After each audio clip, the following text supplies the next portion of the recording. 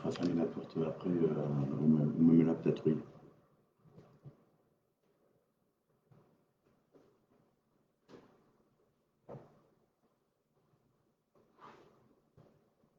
Bien, voilà, j'ai lancé notre Facebook Live de ce samedi 12 février. J'attends que vous puissiez vous connecter les uns les autres. Je vois 3 personnes connectées pour le moment. Alors, comme chaque Facebook Live, ce sera l'occasion de faire un point sur l'actualité et puis répondre à vos différentes questions. J'ai aussi scruté les différents réseaux et durant les dernières semaines. Et donc, j'ai aussi un certain nombre de questions qui ont été posées, de remarques qui ont été faites, et donc auxquelles je pourrais bien évidemment répondre, même si les questions ne sont pas posées aujourd'hui. Donc, j'ai préparé de ce fait quelques éléments sur une petite feuille. Voilà, je voulais en profiter pour saluer la belle médaille d'argent de Quentin Fillon-Maillet qui vient de l'obtenir à l'instant, semble-t-il, sur l'épreuve du sprint en biathlon. Voilà, un très, très grand champion. Je regarde, j'ai une chose aussi que je voulais vous montrer tout à l'heure. Elles sont ici, c'est parfait. Bien, nous pouvons donc démarrer. Je vois 17 personnes qui sont branchées. Je pense que ça va monter au fur et à mesure de la matinée. Bien évidemment, je ne répéterai pas s'il y a des questions auxquelles j'ai répondu au début, je n'y répondrai pas ultérieurement, puisque ce Facebook Live est enregistré et disponible ensuite de façon durable. Et on y met le sommaire dans l'après-midi, on met le sommaire pour que chacun puisse aller sur les questions ou les réponses qui l'intéressent, ou les sujets qui l'intéressent. Je fais comme tous les Facebook Live là, depuis 2 ans, je fais un point sur la situation Covid. Et donc, la situation Covid, je ne vais pas trop m'étaler dessus. En fait, tous les vendredis, je reçois un état en fait, par l'ARS de la situation sanitaire en Île-de-France et dans les Yvelines, pas sur Viroflay directement, mais dans les Yvelines. Voilà. Donc en fait, je confirme ce qui se dit à l'heure actuelle sur le fait qu'il y a une décrue du nombre de cas positifs, du taux d'incidence, donc voilà, même si on est encore très au-dessus de ce qui existait il y a 2 ans, mais avec un variant qui est donc, semble-t-il, moins très contagieux, mais moins grave en tout cas. Ça n'empêche que je connais un certain nombre de personnes qui ont été contaminées ces dernières semaines et qui ont, même étant vaccinées, qui ont eu quelques jours un peu difficiles sans pour autant aller à l'hôpital. Donc tout ça est quelque chose de complexe. Voilà, je vois certains d'entre vous qui me disent bonjour, et je vous salue, je reconnais beaucoup d'habitués, et je signale aussi la présence de quelques élus en fait, qui pourront aussi répondre de temps en temps à nos questions, à vos questions. Le point Covid, donc je rappelle que le masque n'est plus obligatoire en extérieur, donc ça c'est quelque chose qui a été acquis depuis maintenant, je crois, 2 ou 3 semaines, me semble-t-il. Par contre, les masques sont toujours obligatoires sur les marchés, que ce soit le marché Leclerc ou le marché Verdun en extérieur, puisque c'est difficile de respecter la distanciation dans les marchés, notamment en extérieur. Et donc, voilà, ce masque est toujours nécessaire. Vous avez aussi peut-être entendu dire que pour le 29, c'est un 29 cette année, oui, le 29 février, le masque ne serait plus obligatoire dans les lieux fermés, dans les salles, dans les lieux clos, donc, à partir du moment où le pass vaccinal aurait été demandé à l'entrée. Donc ça, c'est aussi une forme d'avancée. Et puis, je voulais aussi vous dire que nous allons devoir ajuster un peu nos horaires de bibliothèque, parce que la bibliothèque nécessite, son accès en tout cas nécessite la présentation d'un pass vaccinal. Et donc, depuis plusieurs mois maintenant, nous avons une personne une bibliothécaire, en fait, qui est personnel de la bibliothèque, qui contrôle le pass vaccinal à l'entrée. Et donc, ça fait du personnel en moins dans la bibliothèque et ça génère un certain nombre de difficultés d'organisation, parfois même des heures supplémentaires. Et donc, nous avons décidé de façon temporaire, tant que le pass serait obligatoire, nous avons décidé de fermer une journée complète dans la semaine, qui sera le jeudi. Je crois que le jeudi matin était déjà fermé, donc le jeudi après-midi sera aussi fermé, pour pouvoir garder les autres jours ouverts et ne pas changer les horaires des autres jours. Donc, avec des fermetures 18 ou 19 heures selon les jours. Donc, voilà, le seul changement, on a voulu le grouper sur le jeudi, qui était le jour de moindre fréquentation de cet équipement. Donc, j'espère que chacun pourra le comprendre. Je vois une remarque qui est faite par Sylviane Inelou, qui n'a rien à voir avec la Covid. Faites attention au Clos Saint-Igor, il y a des voleurs qui scient les pots catalytiques des voitures. Donc, la question de la voiture, c'est un sujet dont on parlera certainement tout à l'heure. Et là, effectivement, il y a tout un tas de trafics qui existent à Viorflay comme ailleurs, hein, je peux vous le dire, sur les véhicules, sur les pièces de rechange. Il y a eu dans le temps, d'ailleurs, en fait, toute une période où les sièges d'espace ou de monospace étaient très recherchés et volés.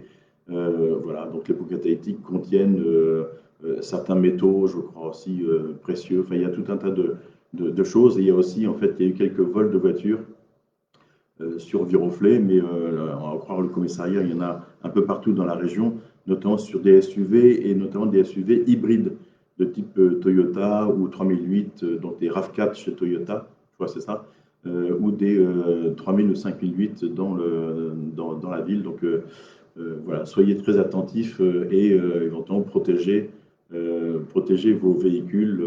Et une bonne solution aussi, c'est sauf dans les résidences, en fait, comme le Clos Saint-Igor, il n'y a pas de garage ou très peu de garage, garez vos voitures chez vous autant que possible. Ça permet aussi de limiter ce type de vol. J'allais dire des incivilités, c'est plus que des incivilités, ce sont des vols. Voilà sur cette question. Sur la question du Covid, je n'en dirai pas plus en tout cas. Je voulais vous faire un rappel aussi. En fait, je crois que vous devez être au courant qu'il y a des élections présidentielles qui vont approcher. Je vais vous redonner les dates de ces élections. Elles sont donc, le premier tour est de 10 avril, le second tour le 24 avril. Et pour les législatives, en fait, ce seront les 12 et 19 juin où vous serez appelés dans les bureaux de vote. Évidemment, nous avons toujours besoin de volontaires pour tenir les bureaux de vote. Si vous avez de la disponibilité les uns les autres, si vous connaissez des amis qui sont dispos ces jours-là et qui ont envie d'aider la ville à faire vivre la démocratie, eh bien, je vous propose que vous fassiez connaître ou que vos amis se fassent connaître. Voilà. Alors, je voulais en profiter. On entend beaucoup aussi parler de parrainage à l'heure actuelle. Et donc, les maires sont un peu sous pression. Et donc, je voulais vous faire part du fait que j'ai rempli mon bordereau de parrainage cette semaine. Et donc, voici, ça c'est une copie de mon bordereau de parrainage. Et donc, en fait, j'ai choisi, vous voyez le nom, j'ai choisi de parrainer Valérie Pécresse, voilà, que je connais bien, parce qu'elle a été députée de la circonscription, elle est l'actuelle présidente de la région Île-de-France, et je sais parfaitement sa capacité, sa maîtrise technique de l'ensemble des dossiers. Et le fait qu'il y a une grande différence lorsqu'elle est arrivée à la tête de la région entre ce qui se passait avant la relation entre certaines communes et la région, et depuis qu'elle est arrivée, en fait, elle ne fait pas de distinction dans les communes en fonction de la couleur politique des communes. Donc elle aide toutes les communes, en fait, parce que toutes les communes accueillent des franciliens. Donc là, je trouve qu'elle est plutôt dans son rôle, et qui n'est pas un rôle sectaire, mais qui est un rôle de travail pour l'ensemble des habitants de la région. Voilà ce que je voulais dire. Je voulais aussi pousser un tout petit coup de gueule, hein, si vous me permettez, euh, et simplement sur la question des parrainages. Cette question, vous avez pu entendre cette semaine François Bayrou qui disait que il fallait que les maires en fait parrainent des candidats pour que chaque candidat puisse avoir une chance de se présenter. Et donc il veut faire une sorte de pot commun de parrainage de maires qui sera ensuite distribué à des candidats qui seraient au-dessus de 10% dans les sondages. C'est que les sondages aussi sont tout à fait à prendre avec des pincettes. Et le sondage est vrai à l'instant T peut-être, mais il n'est pas forcément vrai 5 ou 6 ou 10 jours après. Donc tout ça est compliqué. Et je voulais vraiment dire qu'on est en train de faire peser sur les maires une sorte de responsabilité de la démocratie, d'exercice de la démocratie, alors que clairement ce sujet des parrainages existe depuis des années et des années. On entend toujours la famille Le Pen se plaindre du fait qu'elle n'a pas ses parrainages, or ils les ont toujours. Et donc, en l'occurrence, c'est un sujet qui aurait dû être traité par ceux qui en ont la possibilité, c'est-à-dire le gouvernement, les gouvernements successifs et les parlementaires. Ils n'ont toujours pas traité et on a toujours un psychodrame avant les élections. Et donc, je ne souhaite pas être pris en otage par qui que ce soit sur cette question des parrainages, alors que d'autres peuvent prendre les décisions qui conviennent avec leurs compétences. Voilà, c'est dit. Et donc, pour moi, un parrainage, c'est un soutien, parce que je ne parrainerai jamais un candidat dont je considère qu'il n'a pas la compétence ou les qualités requises pour diriger notre pays. Voilà, c'est comme ça.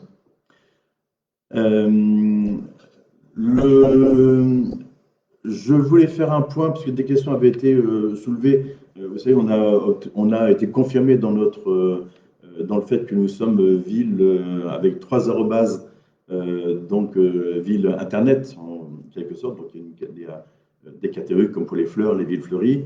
Et donc le post que nous avions mis la semaine dernière, je crois, avait suscité quelques réactions de personnes en disant mais c'est bien, mais je ne suis toujours pas connecté à la fibre. Et donc je vais faire un point sur cette question de la fibre qui est déployée par Orange en fait sur Viroflay. Hein, ce n'est pas une compétence de la ville, c'est une compétence donc de Orange.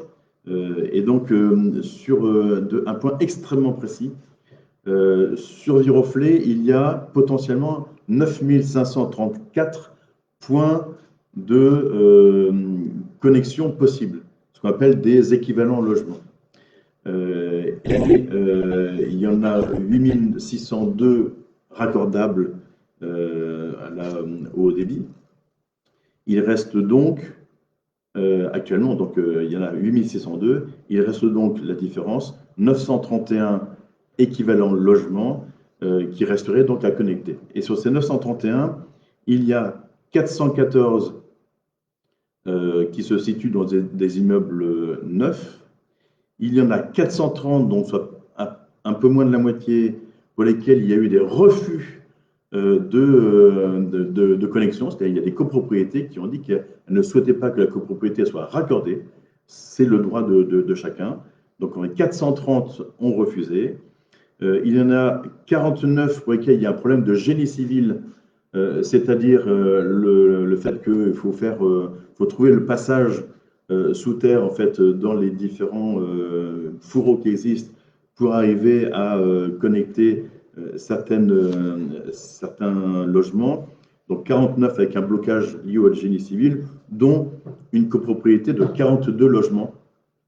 Vous voyez, donc c'est très localisé. Et donc en fait, il y a apparemment les choses sont en cours pour régler cette question-là. 5 logements sont en travaux et il y en a une vingtaine qui sont en cours d'enfouissement de réseau. Donc en fait, tout cela devrait se résoudre. Et au final, si on tient compte, on ne tient pas compte des immeubles qui ont refusé d'être connectés et les immeubles neufs qui le seront très rapidement, le taux d'éligibilité à Viroflay s'établit à 99%. Je vois d'ailleurs Sandrine Stimpopper qui me dit ça y est, on a la fibre qui est installée depuis une semaine. Et merci à Jean-Yves, c'est Jean-Philippe Ollier pour son soutien. Jean-Philippe Ollier étant maire adjoint en charge de l'espace public et qui a des contacts très réguliers avec Orange pour faire le point sur ce déploiement de la fibre. Alors voilà, on arrive à un sujet, le LTR, je ne sais pas qui c'est, Romain. Bonjour, pourquoi continuer à rendre de plus en plus de places payantes? Ça, on parle du stationnement. Il y a bien d'autres moyens pour lutter contre les véhicules dits ventouses plutôt que de pénaliser les viroflésiens. Voilà, je savais que c'était un sujet qui viendrait sur le tapis, donc je voulais en parler. Sur Viroflay, il y a un certain nombre de zones payantes dans Viroflay, hein, principalement les zones commerçantes et aux alentours des gares, hein, pour éviter d'avoir des voitures qui mobilisent le stationnement nécessaire à d'autres personnes, notamment les commerces. Et il y a l'avenue, en fait, qui était payante. C'est une avenue qui fait un peu plus de 2 km de long. Et il y avait encore ce que je qualifie d'anomalie, en quelque sorte, le fait que il y avait entre la rue la rue Jules Herbron et la rue de Maréchal Foch, c'est-à-dire sur environ 230 mètres, le stationnement n'était pas payant. Or, dans ce secteur-là, il y a deux garages, il y a une entreprise de matériaux, de pierres, ce genre de choses, il y a 2 restaurants, et donc j'ai eu un certain nombre de remarques qui avaient été faites, notamment par des commerçants, notamment des restaurants, disant en fait les places gratuites font que en fait elles ne tournent jamais, elles sont toujours prises en fait et squattées notamment par des véhicules en réparation dans les garages. Et donc en fait j'avais eu des demandes pour que ce tronçon soit mis en tronçon payant pour favoriser la rotation. Donc en fait maintenant l'ensemble de l'avenue est en mode stationnement payant. Je vous rappelle simplement que le stationnement payant donc, est bien fait pour la rotation et que pour pouvoir stationner, il faut le payer bien évidemment. Il existe un abonnement que certains trouvent cher, mais que je vais rappeler. En fait, il est aux alentours de 210 € peut-être par an, ce qui correspond, donc il y a, je crois, 2 mois gratuits sur les 210, ce qui fait que ça correspond à 21 € par mois. Et si on le ramène à la journée ouvrable, ça correspond à 1 € par jour ouvrable. On peut toujours trouver moins cher, mais je pense que en fait, c'est un tarif tout à fait raisonnable et qui n'est pas fait pour que la ville gagne de l'argent. Je tiens à le préciser, cela est fait pour fluidifier la question du stationnement dans Viroflay et dans les endroits qui nécessitent cette fluidification. Alors, évidemment, cela peut créer des comportements en fait, de décalage. En fait, lorsque le stationnement est payant dans une rue, en fait, le décalage se fait sur les rues qui sont non payantes. Après, on pourrait se dire, les riverains pourraient dire, notre rue n'est pas payante et tout le monde s'y gare. Certains riverains pourraient me demander de mettre leur rue en stationnement payant. Ça résoudrait, je pense, certains problèmes.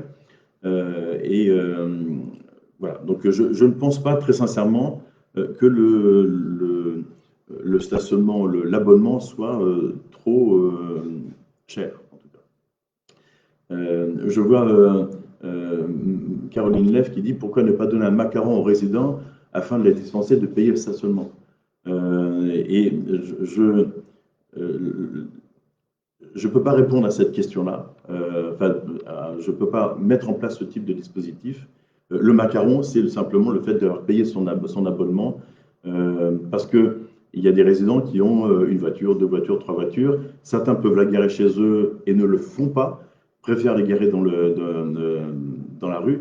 Moi, je pense que déjà, la première des choses à faire, c'est de stationner autant que possible chez soi et ça libère des places. Je rappelle juste une chose aussi, c'est que l'espace public, c'est-à-dire de la clôture de chez vous et donc tout le trottoir, toute la rue, n'appartient à personne. Donc, y compris les places de stationnement devant chez soi, elles ne vous appartiennent pas, sauf dans les rues privées, en fait, où là, c'est un fonctionnement qui peut être différent. Mais c'est un espace public où tout le monde peut se garer, même devant chez vous. Pas devant votre portail, évidemment, mais devant chez vous. Si quelqu'un est garé devant votre portail, vous pouvez appeler la police municipale dans les horaires ouvrables. En fait, il y a des horaires qui s'étendent jusqu'en soirée.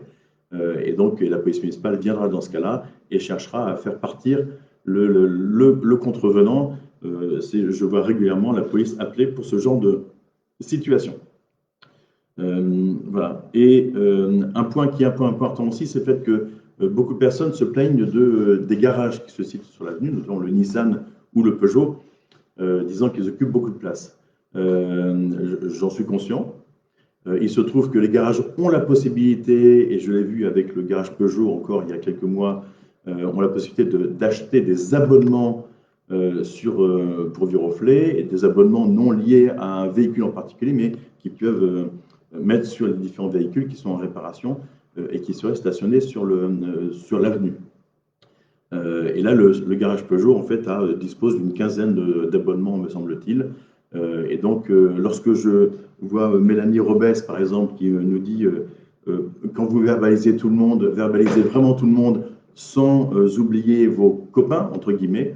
Elle fait référence au Peugeot. Je peux vous dire que le patron de Peugeot, quand je l'ai eu au téléphone il y a quelques mois, que je lui ai dit il faut prendre des abonnements, il était venu avec un paquet comme ça de contraventions en disant c'est pas supportable. Donc en fait, on a trouvé cette solution et je peux vous dire que tout le monde est verbalisé, y compris les entre guillemets copains. Voilà. Et les places de stationnement qui sont devant les garages, en fait, sont les places de stationnement sur lesquelles il y a une occupation du domaine public payante. Des places pour les voitures neuves, en fait, ce sont des voitures d'exposition. Et donc là, c'est une situation qui existe depuis un certain nombre d'années. Voilà ce que je voulais dire, et je voulais dire quand même que pour les garages, certains disent on ne veut plus de garage en fait à proximité de chez nous, ça prend trop de place. En l'occurrence, on est toujours très content lorsqu'on a une voiture de bénéficier d'un garage pas très loin de chez soi, parce que si tous les garages de Viroflay ferment, il faudra aller dans d'autres villes, donc, notamment à Buc, hein, dans la zone d'activité de Buc, il y a des garages, mais il faut y aller, déposer sa voiture, après revenir sur Viroflay ou prendre les moyens de transport. Et c'est toujours beaucoup plus compliqué. Donc, il faut arriver à trouver une cohabitation la plus aisée entre les différents usages possibles, d'où le fait qu'il faut réglementer le stationnement dans Viroflay. Oui, en fait, je vois l'humain et personnel, ils ont la flemme de garer leur voiture chez eux. Oui, ben c'est un comportement individuel. Donc, la collectivité, on paye le prix en quelque sorte. Donc, j'en suis navré. La question des voitures ventouses, certains d'entre vous aussi nous disent mais comment on peut lutter contre les voitures ventouses? C'est très compliqué, puisque nous avons quand même près de 25 km de rues dans Viroflay et nous ne pouvons pas identifier de façon précise les voitures ventouses. Une voiture ventouse, c'est une voiture qui reste plus de 7 jours stationnée sur le sas des côtes de la route, stationnée sur la voie publique.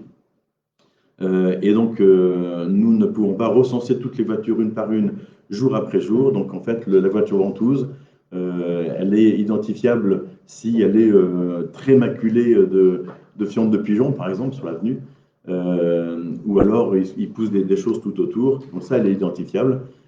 Ou alors, en fait, la solution la plus simple, ce sont pour les riverains de signaler à la police municipale le fait qu'il y a une voiture ventouse à côté de chez lui. La police municipale, la plupart du temps, très rapidement, vient faire un relevé de la voiture, identifier la voiture en question et faire un petit relevé physique. Et si la voiture n'a pas bougé 7 jours plus tard encore, après avoir constaté de façon officielle par un agent assermenté, eh bien la voiture est verbalisée dans un premier temps. Et ultérieurement, si elle n'a toujours pas bougé au bout d'un certain temps, en fait, il y a un enlèvement qui est demandé. Voilà. Donc, voilà la procédure, ce qui fait qu'une voiture ventouse que vous avez repérée peut encore rester, que vous avez repérée et signalée, peut très bien rester encore une bonne dizaine de jours sur la voie publique avant de faire l'objet d'un enlèvement.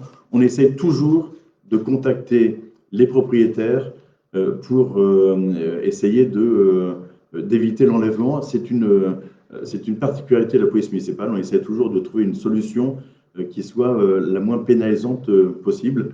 Voilà, on n'est pas uniquement dans la coercition, on est aussi dans le travail de prévention ou de discussion, de négociation. Voilà ce que je voulais dire sur la question du stationnement. Et donc, nous avons le stationnement payant. En fait, il y a une prestation de service qui est faite avec Q-Park. Nous avons un contrat, je crois, encore sur 5 ans. Nous verrons donc le moment venu la façon dont nous pouvons gérer ça. Et je reviens sur la question des macarons. En fait, le problème des macarons, c'est qu'il faut qu'il y ait une gestion des macarons éventuellement, si c'était comme ça que ça se faisait. Et en fait, la gestion du stationnement en termes d'autorisation, de macarons, d'abonnement, c'est quelque chose qui coûte très cher parce que ça nécessite du personnel. Et de faire ça de façon régulière parce qu'il faut vérifier que les personnes sont toujours à Viroflay et ainsi de suite. Donc, c'est un coût qui est non négligeable et je peux vous dire que les sommes récoltées en recettes en fait, sur le stationnement payant couvrent les dépenses que la ville engage. Voilà, sur ce long chapitre, stationnement et stationnement payant notamment. Je reste sur l'avenue en fait pour vous rappeler et c'est vous l'avez vu aussi que sur l'avenue les travaux sur les égouts sont désormais terminés, donc ils sont terminés au fin du mois de janvier et donc tous les emplacements de travaux, ils étaient nombreux sur tout le long de l'avenue, ont été supprimés. Et donc on retrouve là aussi des places de stationnement. Là, les travaux doivent bien se faire. Et notamment, on retrouve pas mal de places de stationnement sur le tronçon entre la bibliothèque et la colline de Chaville. Voilà.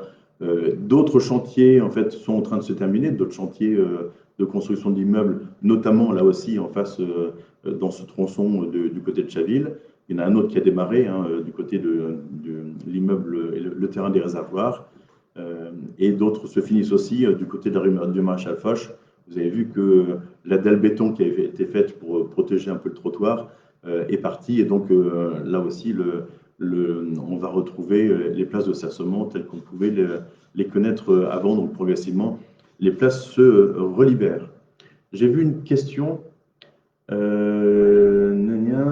Laura Sana, bonjour. Savez-vous si les projets immobiliers dans le neuf vont être lancés cette année sur Viroflay, autres que ceux déjà en cours de construction? Alors, je n'ai pas de certitude sur le lancement opérationnel, mais je sais que nous allons avoir des permis de construire, notamment rue Hippolyte Mazet, sur le terrain dit terrain de la SNCF, parce que les travaux de la gare ont été finis en fin d'année dernière. Et donc là, un projet immobilier va être fait avec un certain nombre de logements sociaux en fait, dont le propriétaire va être la Sablière, qui est une filiale de la SNCF. Et puis nous avons d'autres projets immobiliers qui vont être lancés. Je vous en parlerai plus précisément. J'en profite là, je le dirai aussi à la fin du Facebook Live. La semaine prochaine, le 17 février, à 20h, me semble-t-il, à l'auditorium se tiendra donc une réunion publique autour des projets de la ville pour 2022, éventuellement et le démarrage de 2023. Et donc nous vous présenterons des projets tels que le gymnase des Prés-aux-Bois, tels que le projet de réaménagement futur du village. Donc en fait, certains sujets, et nous parlerons aussi de logement et notamment des nouvelles possibilités qui s'offrent d'un point de vue législatif aux villes pour construire du logement en accession sociale à la propriété. Voilà, ça s'appelle le PRS. Je n'en dis pas plus pour le moment, mais il y aura effectivement d'autres programmes immobiliers qui vont se faire. Les endroits sont identifiés, clairement. Vous les connaissez déjà à peu près tous. Édouard Durier, où se passe la réunion de jeudi prochain et y aura-t-il un replay? Alors, la réunion se passe à l'auditorium. Elle est pour l'instant soumise à accès avec le pass vaccinal et avec le masque, puisque c'est avant la fin février. Il n'y aura pas de replay parce que en fait, elle est un peu compliquée parce qu'il y a à la fois la gestion des personnes qui interviennent sur scène, donc moi-même et certains de mes adjoints, et le fait que nous passons aussi sur l'écran, nous passerons un support projeté, et donc c'est difficile de jongler. L'auditorium n'est pas encore équipé pour cela, Et donc, nous avons choisi de faire du présentiel plutôt que du distanciel. La réunion de l'année dernière s'était tenue du même type, s'était tenue totalement en distanciel à partir de la salle du conseil municipal. Nous avons choisi de la faire en présentiel cette année. Le contact est toujours plus facile, notamment pour pouvoir échanger dans les questions avec la salle. Donc, et en fonction éventuellement des questions posées ou des réponses à faire, peut-être que nous serons amenés à peut-être faire une sorte de résumé ou si jamais des questions doivent être mises ou des réponses doivent être portées à la connaissance plus ample des viroflésiens. Voilà. Donc, il y a 196 places dans l'auditorium. Donc, vous y êtes les bienvenus. Donc, je rappelle, passe vaccinal et masque. Je n'ai pas d'autres questions pour le moment, donc je continue sur mes sujets que j'avais préparés. J'ai parlé des travaux d'hydrolyse, donc ils ont disparu de Viroflay, et on voit qu'ils continuent sur Chaville et Sèvres dorénavant, donc ça va être plus compliqué pour ces villes-là. Je voulais aussi tenir à signaler que on l'a signalé sur Facebook, sur les réseaux sociaux, le fait que la Croix-Rouge faisait du porte-à-porte, ça avait étonné certains, faisait du porte-à-porte dans Viroflay. Nous avons donné notre autorisation à la Croix-Rouge pour faire ce porte-à-porte, et c'est du porte-à-porte, je tiens à dire, où les personnes de la Croix-Rouge sont équipées de leurs vêtements reconnaissables de la Croix-Rouge, avec une carte officielle de la Croix-Rouge, et ne font aucune collecte d'argent, ne rentrent pas dans le domicile des personnes, je tiens à le préciser. Si quelqu'un veut rentrer dans le domicile, ce n'est pas quelqu'un de la Croix-Rouge. Si quelqu'un vous demande de l'argent, ce n'est pas quelqu'un de la Croix-Rouge. Dans ce cas-là, n'hésitez pas à prévenir la police municipale en nous donnant un signalement des personnes. Donc, et la Croix-Rouge fait une sensibilisation à l'heure actuelle aux missions de la Croix-Rouge, donne des papiers pour expliquer le fonctionnement pour ceux qui ne connaissent pas encore toutes les qualités, en tout cas toutes les missions de la Croix-Rouge. Donc voilà, je tiens à le rappeler. Et donc ils ne vendent pas de calendrier, il n'y a pas de manipulation d'argent de toute façon. Donc d'une façon générale, si quelqu'un veut rentrer chez vous, il faut vraiment vous être assuré au préalable que c'est une personne qui est tout à fait habilitée. Et la plupart du temps, les concessionnaires, que ce soit gaz, électricité, téléphone ou autre chose, s'ils veulent venir chez vous, ils vous ont prévenu avant. Voilà, donc quand je dis prévenu avant, ça veut dire que vous avez reçu un courrier vous disant on doit faire une intervention chez vous. Voilà, donc méfions-nous en fait non pas des contrefaçons, mais méfions-nous des arnaques possibles. Il y en a toujours, et c'est toujours les personnes vulnérables qui sont les plus concernées dans ce type d'arnaque. Je voulais vous faire une autre invitation avec un petit peu d'avance peut-être, mais c'est dans maintenant un mois, pile un mois. Le 12 mars prochain, le samedi 12 mars prochain, je vous donne rendez-vous devant la bibliothèque pour un moment que j'affectionne particulièrement, qui sont des moments de mémoire. Et vous savez qu'on aime bien à Viroflay les cérémonies commémoratives du type 8 mai ou 11 novembre, qui permettent de porter un hommage à tous ceux qui ont œuvré pour notre pays et qui ont souvent donné leur vie. Et donc le 12 mars prochain aura lieu la pose de ce qu'on appelle une borne de Koufra. Voilà, je ne vais pas m'étaler davantage non plus, mais c'est pour commémorer le serment de Koufra qui avait été fait par le général Leclerc, un certain nombre d'officiers de l'armée française, de dire que un jour le drapeau français flotterait à nouveau sur Strasbourg. Et donc en fait c'est à partir de ce serment-là que les choses se sont aussi déclenchées et que Viroflay, après le débarquement, a pu être libéré le 24 août 1944. Donc cette borne du serment de Koufra sera implantée sur l'avenue du général Leclerc. Ça donne d'un point de vue provisoire pour l'instant devant la bibliothèque avant d'être certainement installé lorsque nous aurons été amenés dans 2-3 ans ou 4 ans à retravailler sur le square de Launay qui se trouve juste sous les arcades à côté de la Forge. Voilà. Et donc, et vous avez peut-être remarqué aussi que juste en face de la bibliothèque, entre la boulangerie Lagache et le café L'Europe, il y a un mur qui est un mur gris derrière lequel se trouve le fournil de la boulangerie. Et il y a une fresque qui commence à être visible en fait sur ce mur. Et c'est une fresque réalisée par l'artiste Seth James et qui fait une fresque en l'honneur justement de la libération du Giroflée le 24 août 1944. Voilà, donc vous allez la découvrir progressivement. Et le 12 mars prochain, à 17h, nous inaugurons la borne et la fresque en question avec des petites surprises, des enfants qui vont être là aussi, des écoles qui préparent ce moment important. Donc, je rappelle, 12 mars à 17h, c'est un samedi et il fera beau à ce moment-là. Est-ce que je vois d'autres questions? Alors, question GRC. Je ne sais pas ce que ça veut dire GRC, excusez-moi. Avec plusieurs copropriétaires du clown, nous avions écrit courant novembre et n'avons eu aucune réponse. Pourrions-nous faire un point à un moment opportun? Vous pourriez préciser ce que signifie GRC? Voilà. Je ne sais pas ce que ça veut dire, donc je vais avoir du mal à vous répondre. Alors, je vois ici donc JY Randria qui demande, pouvez-vous préciser ce que c'est? Ne fait pas une collecte d'argent. En fait, on a proposé de compléter via un site web qui n'est pas celui de la Croix-Rouge, un formulaire pour un paiement répétitif. Alors là, je ne sais pas vous dire. Il faudrait que moi-même je sois approché par quelqu'un de la Croix-Rouge. Donc je ne sais pas bien. Mais en tout cas, on ne vous demande pas d'argent sur place. Voilà. Si quelqu'un vous dit on fait une collecte, ça n'est pas du tout le cas. C'est surtout ça en fait le point important. Et après, le formulaire pour un paiement répétitif, je pense qu'effectivement la Croix-Rouge se fait connaître pour essayer aussi de collecter des fonds. C'est aussi, ça fait partie de son travail pour réaliser ses missions sociales. On a une de nos anciennes maires adjointes, Anne de la Burgade, qui a été présidente de la Croix-Rouge des Yvelines pendant des années. Et je salue son investissement d'ailleurs à ce sujet. Je n'ai pas de réponse de Claire RRT là, sur la question GRC.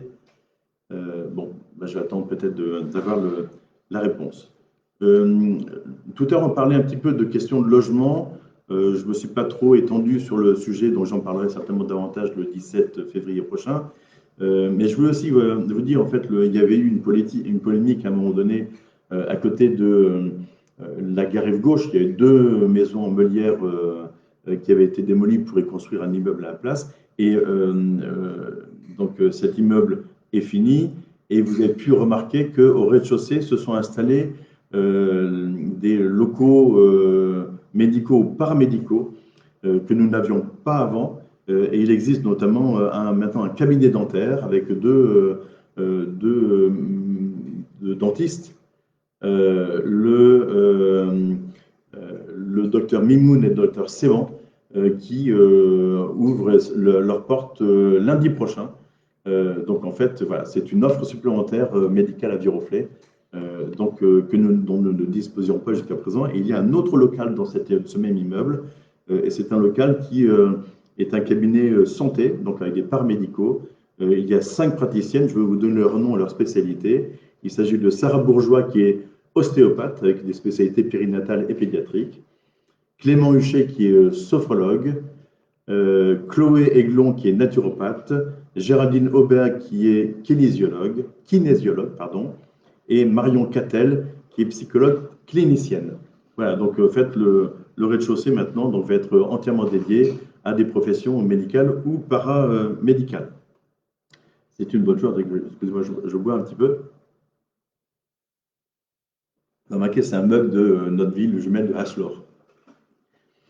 Voilà, donc je me réjouis de pouvoir bénéficier de nouveaux professionnels de santé. Nous sommes toujours à la recherche de médecins généralistes notamment, voire de spécialistes en fait sur certaines spécialités. Donc si vous connaissez du monde, n'hésitez pas à nous les envoyer. C'est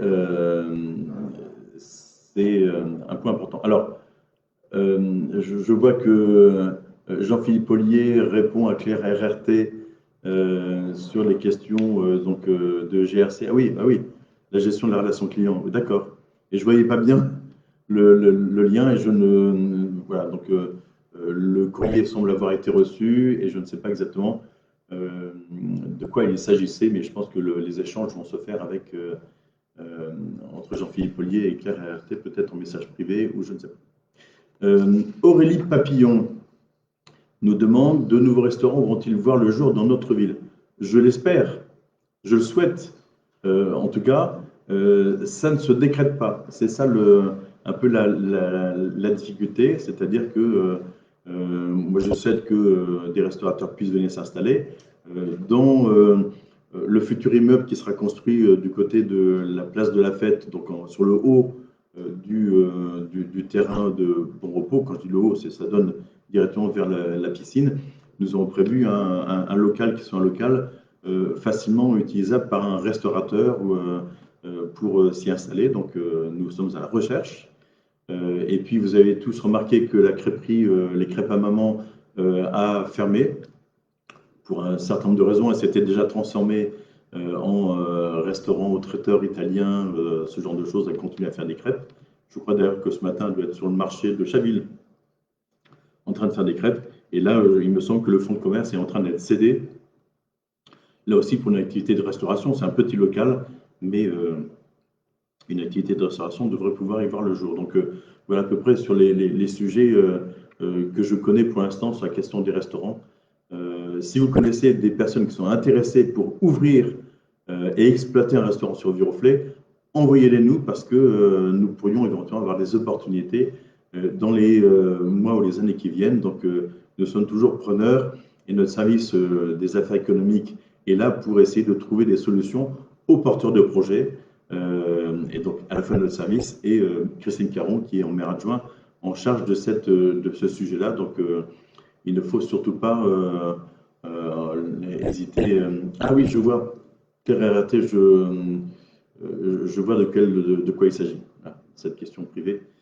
Merci de ne pas l'évoquer directement sur les réseaux sociaux. C'est un sujet, ce n'est pas forcément avec Jean-Philippe Ollier, ce sera plutôt avec Laure Cotin, maire adjoint au social, et avec moi que les choses pourront se traiter. Donc voilà sur la question sur les restaurants, vous savez, c'est comme le commerce, en fait, le commerce s'installe librement en France, et donc lorsqu'un commerce s'installe, nous avons très peu de possibilités de l'empêcher de s'installer. Une question s'était posée d'ailleurs, vous vous souvenez, sur l'ancienne boulangerie Gabriel qui se situe un peu avant la bibliothèque en venant de Chaville. Et donc le propriétaire avait, semble-t-il, vendu ou loué, je ne sais plus, à Mondial Pare-Brise. Et donc ce qui avait ému un certain nombre de personnes en disant on n'a pas besoin d'un Mondial Pare-Brise à Viroflay. Et en l'occurrence, en fait, il n'est pas possible d'interdire à quelqu'un de s'installer, sauf si son activité est contraire à l'ordre public. Je crois que je l'ai déjà dit dans un Facebook Live. Et donc, il y a très peu d'activités qui sont contraires à l'ordre public. Donc, voilà. Donc quelqu'un peut s'installer. En l'occurrence, Mondial Pare-Brise a renoncé à s'installer pour d'autres raisons, je pense. Et donc, c'est une crèche qui est en train de racheter les locaux, une crèche privée, qui rachète les locaux pour, je crois, y mettre 10 ou 12 berceaux. C'est une micro-crèche. Voilà, donc c'est aussi une proposition de service aux Viroflaysiens ou aux personnes qui habitent dans les environs. Je rappelle aussi que nous avons une crèche municipale qui est en cours de construction sur le terrain des réservoirs et une crèche municipale qui devrait faire un peu plus de 40 berceaux et qui devrait, je pense, ouvrir. La fin de la construction est prévue pour 2023. Voilà, pour la question du commerce ou des restaurants. La question ne m'a pas été posée, mais elle m'a été posée hier chez le coiffeur. Mes cheveux ont été coupés hier. Et on m'a parlé de l'installation à venir d'une maison funéraire à Viroflay. Je voulais apporter quelques précisions sur le sujet. Il y a effectivement un projet relativement avancé de création d'une maison funéraire à Viroflay. Je vous rassure, ce n'est pas un crématorium, c'est un endroit où les personnes décédées sont mises le temps de travailler, de préparer l'enterrement la cérémonie au cimetière. Souvent, il n'y a pas de cérémonie religieuse qui soit organisée, et de moins en moins maintenant, les personnes sont gardées, les personnes décédées sont gardées à domicile. Donc, en fait, une maison funéraire, c'est un endroit où les personnes sont conservées dans des bonnes conditions de conservation, et il y a des salons, et il y a des salons qui permettent aux familles, des petits salons, aux familles de venir se recueillir autour de leur défunt. C'est un service, je trouve, en fait, qui est un service important. Et cette maison funéraire fera aussi vente, en fait, de produits funéraires. Ce sera une agence aussi commerciale. Donc, c'est une sorte de commerce, hein, et c'est un commerce auquel on s'adresse tous un jour, si je peux me permettre de dire ça comme cela. Voilà. Et donc, cette maison funéraire, après, ils sont en train de racheter les murs de l'ancien garage Citroën, qui était depuis quelques années un dépôt-vente, en fait, qui s'appelait j'ai oublié. Et donc, qui se trouve sur l'avenue, à l'angle de l'avenue des Arcades et l'avenue de Général Leclerc.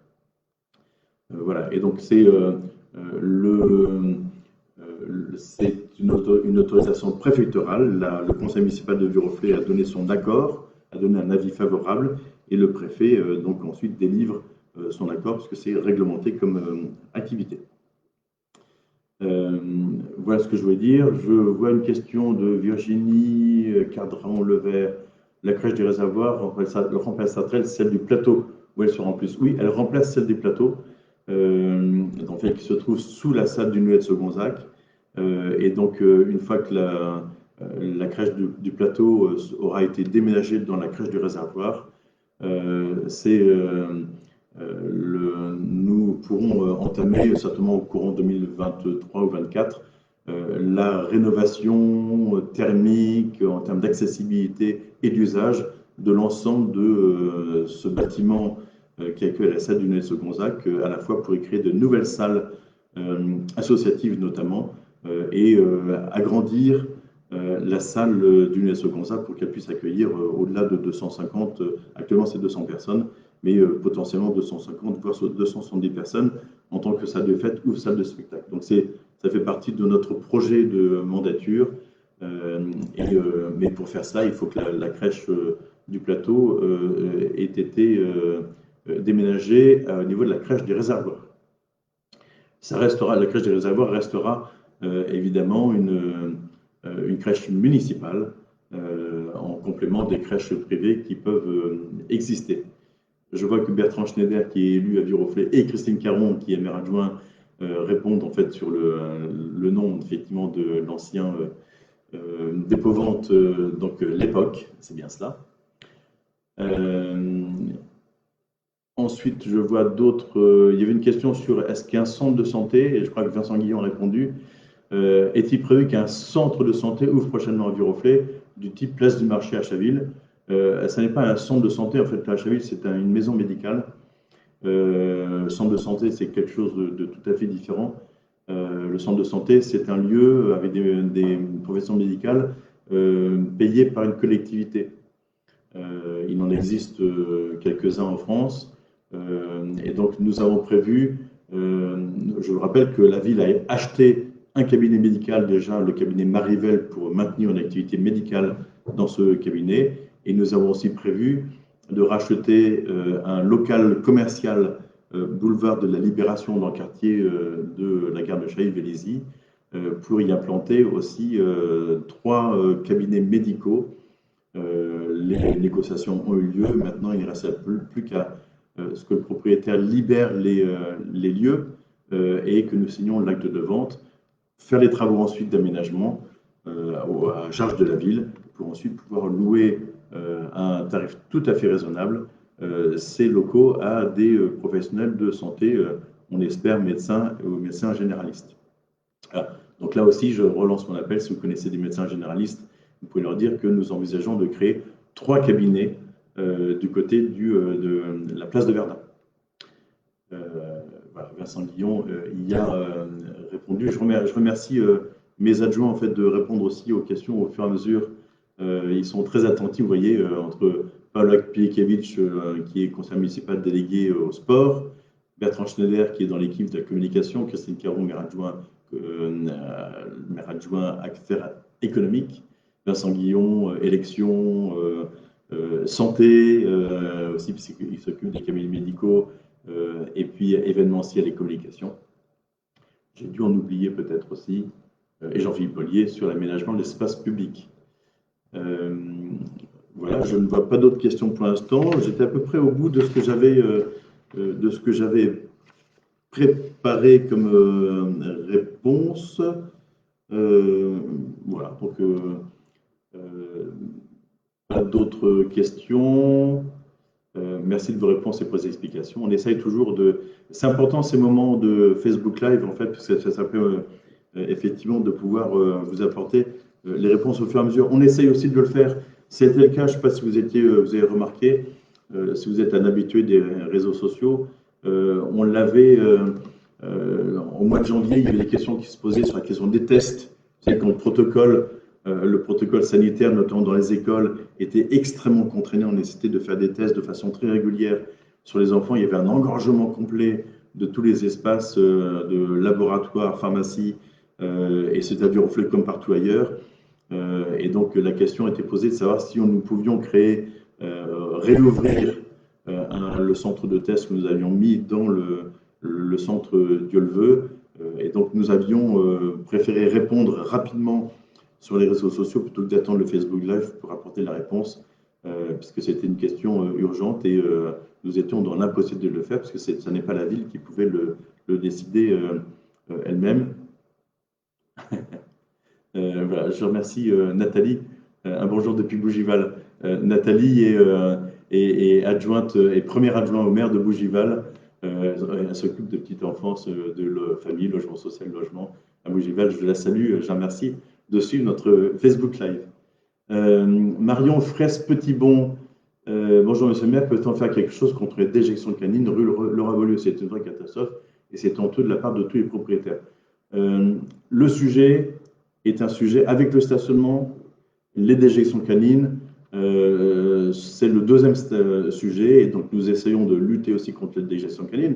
Vous avez pu remarquer que dans un certain nombre de rues, nous avons mis des panneaux indiquant aux propriétaires qu'une déjection canine prise en flagrant délit par la police municipale, c'est quand même 135 € d'amende, mais par contre, en fait, la police municipale ne peut pas être dans toutes les rues au moment où les propriétaires de chiens font faire leurs besoins aux chiens en question. Et donc, c'est ça qui est extrêmement compliqué. On ne peut compter que sur la communication, la citation. La police municipale, je sais que lorsqu'elle croise des personnes avec des chiens, elle s'assure que les personnes portent bien sur elles des sacs.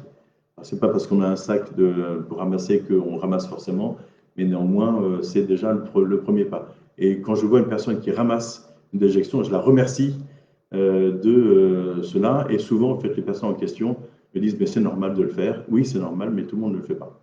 Un point quand même qui est un point important, c'est le fait que je vois aussi de façon régulière des personnes qui ont des sacs qui ont servi et qui ont ensuite été mis dans le caniveau ou sur les grilles d'avaloir. Et là, c'est la pire des choses à faire parce que un sac avec une déjection canine à l'intérieur, lorsqu'une voiture passe dessus, en fait, ça écrase l'ensemble et il se trouve que c'est encore pire que la déjection toute seule. Donc, en fait, lorsqu'on ramasse, eh bien, on met ça dans une poubelle publique ou dans sa propre poubelle quand on revient chez soi, ce qui paraît toujours normal. Merci Bertrand de mettre un lien sur les bonnes raisons pour ramasser les crottes de son chien. Je suis un peu lassé du nombre de communications qu'on a pu faire sur le sujet et du fait qu'un certain nombre de propriétaires ne font pas ce qu'il faut pour le faire. Et il y a effectivement certains endroits, la rue Laura Beaulieu en fait partie, il y a l'avenue des combattants sur le haut, on ne peut pas mettre des caméras partout pour surveiller que les chiens que les propriétaires font ce qu'il faut. Effectivement, vous dites c'est honteux, mais ce n'est pas la faute de la mairie. Merci beaucoup. Avec nos amis, des amis, nous avons déjà eu des creux devant notre portail. J'en ai déjà eu devant chez moi aussi. Je me suis posé la question de savoir si c'était volontaire devant chez moi ou pas. En l'occurrence, quand j'en ai devant chez moi, eh bien, je les très vite, en fait, je les évacue dans le caniveau avec un peu d'eau pour qu'elles puissent, elles puissent partir le plus possible. Donc, voilà, j'en appelle aussi peut-être à chacun d'entre vous qui subissez ça devant chez vous, en fait, pour pouvoir rapidement les enlever. Alors, il y avait des questions sur la fête de la ville, oui, effectivement, et Vincent Guillon y a répondu. Nous reprendrons notre fête de la ville, puisque théoriquement, la situation sanitaire se sera améliorée. Donc, il y aura lieu les 25 et 26 juin prochains. La Grande Brocante sur l'avenue, c'est une fête qui est très attendue. Après, je vais vous demander, Édouard Durier, une vraie fête de la ville récurrente avec animation, concert dans la journée et fin d'après-midi. En fait, pour la fête de la ville, les services de la ville sont très mobilisés et le droit du travail fait qu'on peut pas, on doit leur laisser entre deux moments de mobilisation 11 heures de récupération. Enfin, tout ça est quelque chose d'assez complexe. Donc, et ces techniques sont très mobilisées pour livrer du matériel, le récupérer, le déplacer, monter des barnums. Et donc, on essaie d'utiliser au maximum le parc de Bon Repos, qui est un parc fermé, pour faire en sorte que cette fête de la ville, et notamment les animations à destination des enfants, soient les plus sécurisées possibles.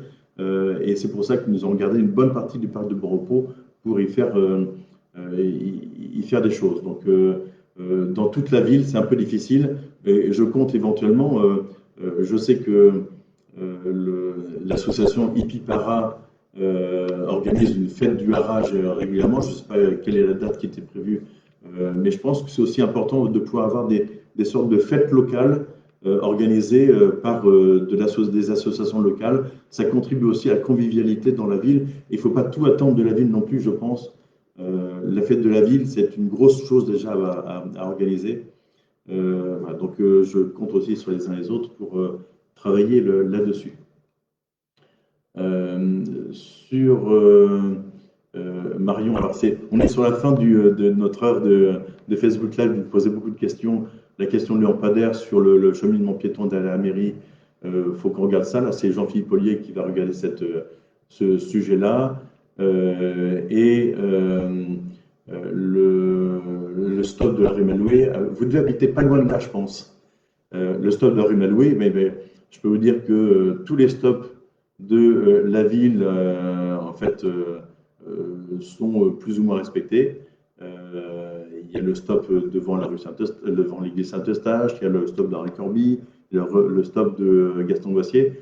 Les automobilistes, quand ils voient un stop, ils n'ont pas forcément tous compris qu'il est nécessaire de s'arrêter. Et donc la police municipale fait de temps en temps des contrôles de respect du stop, mais ils ne peuvent pas être sur tous les stops en même temps. Ils ont d'autres missions également. Donc oui, on peut essayer de le faire et c'est un peu compliqué. Et sur les camions qui s'engagent dans la rue Laura-Beaulieu, oui, il y en a certains qui se sont même coincés sous le pont, améliorer la signalétique. Il y a tous les panneaux réglementaires à l'entrée de la rue Henri Malouet, côté Gaston-Boissier ou côté mairie, plus le panneau 2,60 m qui est apposé en plein milieu du pont. Tout cela est tout à fait visible. On peut toujours rajouter des grands panneaux beaucoup plus grands qui sont franchement moches. Et voilà. Donc tout cela est quelque chose de compliqué parce que beaucoup de personnes ne suivent que leur GPS et ne regardent même plus les panneaux. La rue le François Gaillard a été refaite il n'y a pas longtemps, mais c'est toujours de pire en pire. Quand on la prend en voiture, il y a des trous de... Alors, non, la rue n'a pas été refaite, je peux vous le dire. La rue n'est pour l'instant pas refaite. Nous sommes en cours d'intégration de cette rue dans le domaine municipal, dans le domaine communal. Et donc, avec les propriétaires de la rue, qui était une rue privée ouverte à la circulation publique, nous avons conclu la cession de des différentes parcelles. Jean-Philippe Ollier vous répond. Et donc, nous sommes en cours d'enfouissement et de travail sur l'assainissement. Tout cela est terminé et nous allons attaquer dans les mois à venir la réfection proprement dite de la rue. Et donc, cette rue sera à nouveau une rue tout à fait fréquentable sur la rue droite de Viroflay, entre la rue Gallieni et la rue Joseph Bertrand. Voilà. Donc, un peu de patience. C'est un sujet complexe depuis un certain nombre d'années. C'est la seule rue privée qui soit une rue connectée entre deux rues publiques de Viroflay. La plupart des autres rues privées sont des rues qui partent d'une rue publique et qui sont la plupart du temps en impasse, comme la rue Nicolas-Niquet sur la gauche, la rue Louvois par exemple, ou d'autres rues, notamment sur la rive droite, qui elles en fait conserveront leur caractère privé. Enfin, en attendant, passez plutôt par la rue du 8 mai, en fait, qui est en largement meilleur état. Voilà tout ce que je pouvais vous dire et pour répondre à vos questions ce matin. Je vous remercie de vos remerciements et donc je vous souhaite une très belle journée, un très beau week-end, il fait super beau. Je rappelle aussi ce qu'a dit aussi Paula Pejkiewicz. Demain se déroule le cross de la Sablière, dont les départs se font dans le parc forestier rive gauche au niveau de la piste. Des courses pour les enfants, je crois qu'il y a 5 ou 6 courses différentes, des courses pour les enfants et 2 courses pour les adultes, dirais-je, avec 2 boucles pour la plus grande course. Donc, même si vous ne voulez pas courir, eh bien, venez assister, encourager les coureurs. C'est toujours un moment très convivial et je remercie l'USMV d'organiser cette course qui mobilise aussi beaucoup les services techniques de la ville, puisque les services techniques doivent installer beaucoup de matériel, des podiums, des barnums, ce genre de choses. Donc venez, ça fait partie de ces moments importants de la vie de la ville. Voilà, donc demain matin, je ne sais plus quel est l'horaire de la première course, ou peut-être aux alentours de 8h30 ou 9h. Voilà, beaucoup de rendez-vous dans les jours à venir. Un rendez-vous aussi, il y a une exposition à l'Écu de France, qui est une exposition tout à fait étonnante, qui s'appelle Détournement, me semble-t-il, l'art du détournement. Et c'est des choses avec des choses spectaculaires faites par des artistes à partir parfois d'étiquettes que vous savez qu'on trouve sur les fruits et qui, pour certains d'entre eux, en fait, ont refait les portraits des présidents de la République. Tout à fait stupéfiant. Donc, il y a aussi des canettes en aluminium qui ont été découpées en petits carrés et qui font des tableaux absolument étonnants, la Joconde notamment. Donc, n'hésitez pas, si vous avez un moment, pour aller aussi ce week-end, pourquoi pas, à l'Écu de France pour voir cette exposition. Voilà tout ce que je voulais vous dire. J'aurais certainement encore beaucoup de choses. Et je vous souhaite à nouveau un très bon week-end et je vous dis à la prochaine fois. Les autres rendez-vous ont été notés. À très bientôt. Au revoir et portez-vous bien et prenez soin de vous.